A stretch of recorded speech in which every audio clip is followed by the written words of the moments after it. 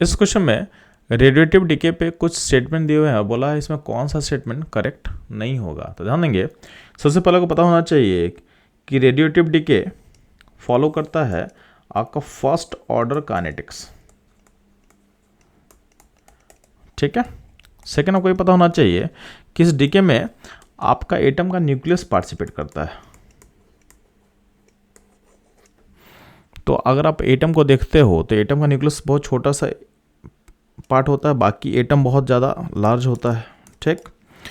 आपको ये बताने का लॉजिक ये है कि न्यूक्लियस जो है, न्यूक्लियस बाहर के कंडीशन से अनअफेक्टेड रहता है। जैसे आप अगर काइनेटिक्स पढ़ते हो केमिस्ट्री में, तो आप देखते हो कि अगर हम टेम्परेचर बढ़ाएंगे तो क्या होगा, कॉलिजन फास्ट होगा, तो कॉलिजन फ्रीक्वेंसी इंक्रीज करता है, तो अकॉर्डिंग टू अरहेनियस इक्वेशन आपका रेट कांस्टेंट जो होता है वो भी इंक्रीज करता है। बट यहाँ जो है डीके कांस्टेंट जो है वो टेम्परेचर पे डिपेंड नहीं करेगा, क्योंकि न्यूक्लियस जो है बाहर के कंडीशन से इसको कोई मतलब ही नहीं है।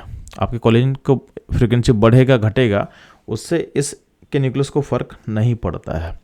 तो आपको ये चीज़ समझ में आना चाहिए कि यहाँ का जो डीके कांस्टेंट होगा टेम्परेचर पे डिपेंड नहीं करेगा। तो स्टेटमेंट जो 3 देखोगे कि decay constant increase with increase in temperature, ये क्या होगा, ये रॉन्ग हो जाएगा। रीजन फिर से बता रहे हैं ये, क्योंकि रेडिएटिव डीके में आपका न्यूक्लियस पार्टिसिपेट करता है और न्यूक्लियस जो है बाहर के कंडीशन से अफेक्ट नहीं होता है, ठीक। तो ये इनकरेक्ट होगा, तो ऑप्शन 3 हमारा सही आंसर होगा।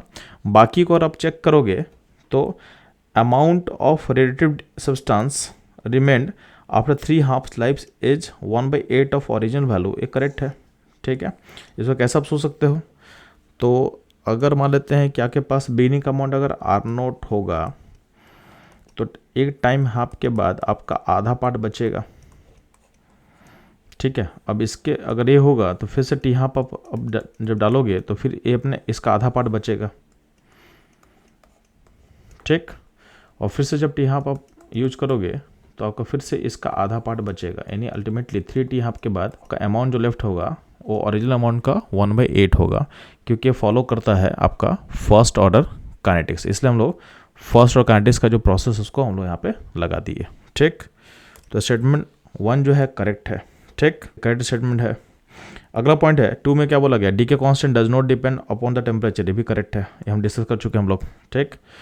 जो 4th पॉइंट है half life is lawn 2 times of rate constant, ठीक है, यानी यहाँ पे रेट कांस्टेंट नहीं होना चाहिए, यहाँ पे डीके कांस्टेंट होना चाहिए था।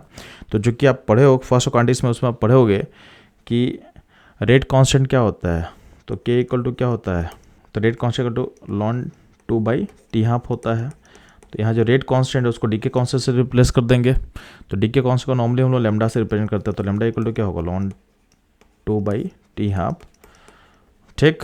तो टी हाफ इक्वल टू क्या हो जाएगा, लॉन 2/λ, ठीक। तो इस रिलेशन को आप देखोगे तो ये रिलेशन भी करेक्ट आपको दिखेगा। तो अल्टीमेटली इन चारों स्टेटमेंट में इनकरेक्ट क्या होगा, तो इनकरेक्ट होगा ऑप्शन 3। बात समझ में आया, तो ये ऑप्शन क्या है, इनकरेक्ट है। और चूंकि क्वेश्चन का डिमांड क्या था कि कौन सा ट्रू नहीं हमको बताना है, इसका मतलब ऑप्शन 3 जो है वो करेक्ट नहीं है और हमारा ये सही आंसर होगा। तो बच्चों लोग ये था इस क्वेश्चन का involve concept and analysis. Move करते हैं हम लोग नेक्स्ट क्वेश्चन में।